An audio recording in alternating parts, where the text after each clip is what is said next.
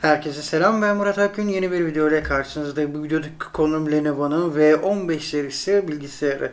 Bir önceki videomda da paylaştığım bu arkadaşın kardeşi V14 serisiyle V15'in arasında ne gibi farklar var? Bu bir versiyon olan bilgisayarda ne gibi değişikliğe gitmiş Lenovo? Kısaca anlatmaya çalışacağım. Hazırsak başlayalım.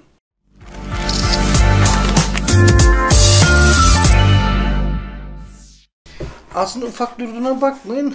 O V14 serisiyle bunun arasındaki en büyük farklardan biri ismini almış olduğu gibi 15.6 inçlik bir ekrana sahip. Ama bakıldığı zaman ekranın küçük görünmesinin tek sebebi ekranın kenarlarının yani çerçevenin inceltilmiş olması ve ki Lenovo bu konuda ekran tarafında oldukça iddialı. Her zaman da başarılı işlere imza atıyor diyebiliriz. Lenovo'nun bu modelinde de Ryzen 5'in 7520U'luk işlemcisi yer almakta. 16 GB'lık DDR5 RAM'le yola çıkan Lenovo bu versiyonda 512 GB'lık M.2 SSD ile de yoluna devam ediyor.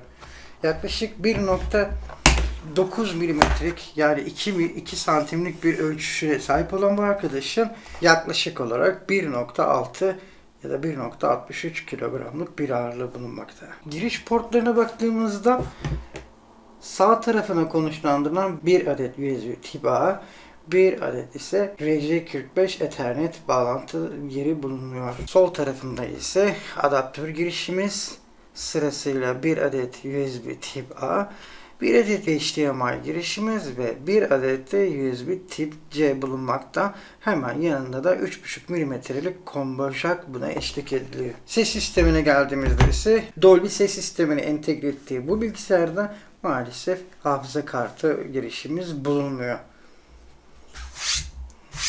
Ekran kart tarafında AMD Radeon'un 610 mobil GPU'suyla yola çıkan Lenovo V15 G4 AMD serisi bilgisayarımızda 16 GB'lık DDR5 RAM bulunmakta. İkinci bir slot girişi olmadığı için dual kanal dediğimiz teknoloji bundan faydalanılaraktan yeni güncellenebilecek yani upgrade edilebilecek bir hafıza kısmımız bulunmamakta. Yani RAM kısmımız bulunmamakta. M.2 tarafında NVMe 4.0 512 GB'lık bir M.2 SSD ile yola çıkarken Lenovo kart okuyucusunun olmadığını, optik sürücünün olmadığını zaten bahsetmiştik. Kamera tarafında 720p'lik HD bir kamera yer verilmiş. Batarya tarafına değinecek olursak 38 Watt'lık hızlı şarj olabilme özelliğine sahip bir bataryamız mevcut. Şunu açsana bana.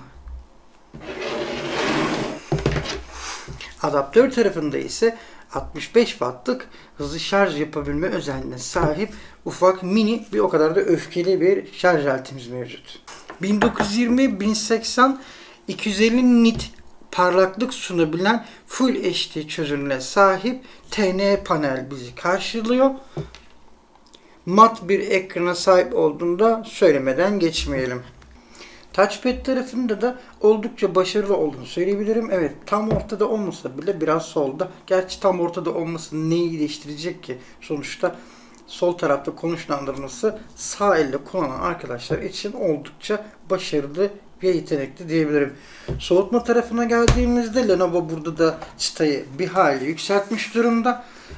Soğutma kanalları altta yer alırken hoparlörlerimiz yan tarafta ve ekran menteşesiyle kasanın arasındaki boşluğa yer vermişler hava çıkış kanallarını.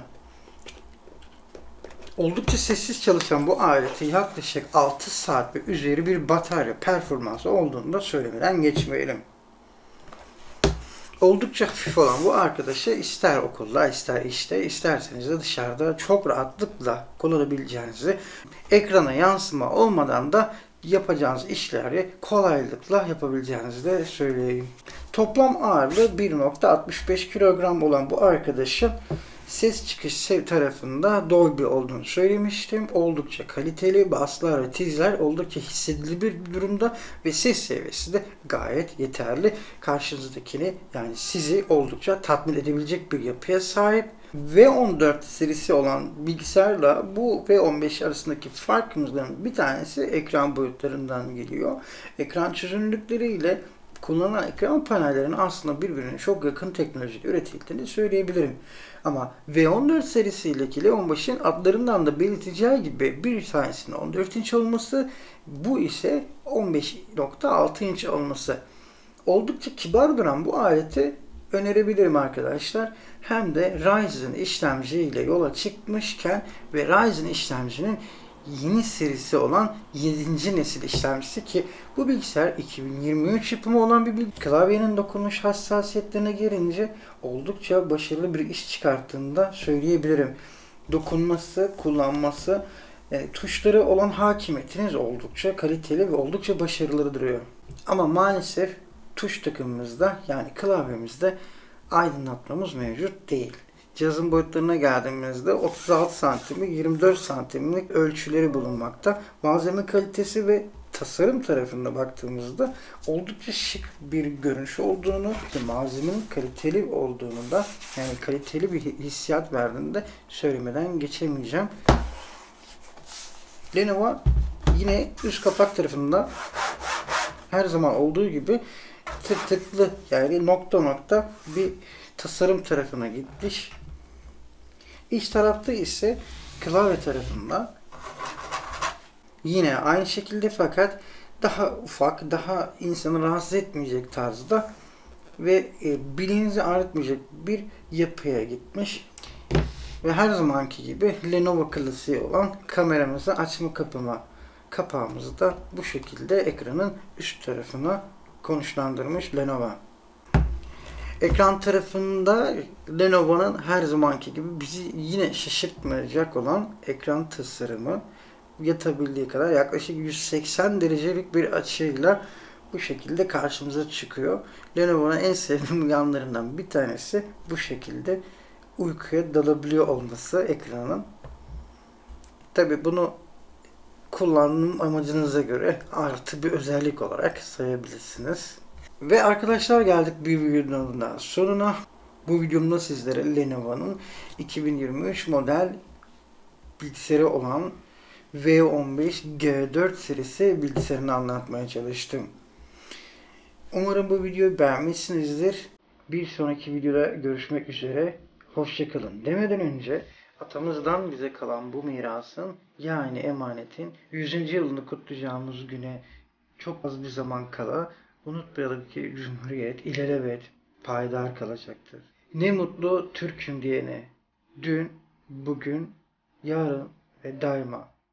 Cumhuriyetimizin 100. yaşı kutlu olsun. Hoşçakalın.